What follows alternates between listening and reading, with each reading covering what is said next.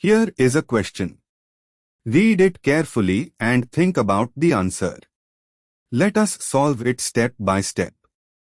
Let us begin solving this step by step.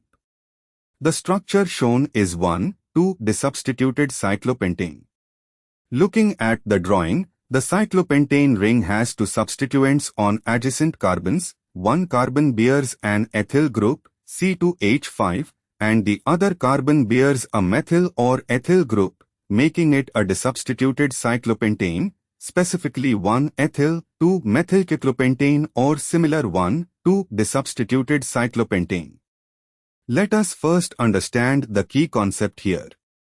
Geometrical, CIS trans isomerism in cycloalkanes occurs when there are two or more carbons in the ring each bearing two different substituents. For a 1,2-desubstituted cyclopentane where the two substituents on the ring carbons are different from each other, CIS and trans isomers are possible. Moving on to the next step.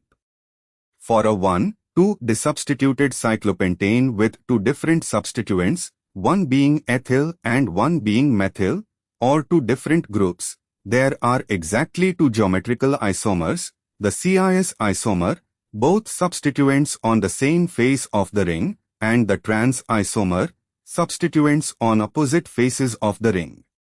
And for the final step. Option A, 0, incorrect, because restricted rotation in the ring allows CIS trans isomerism to exist.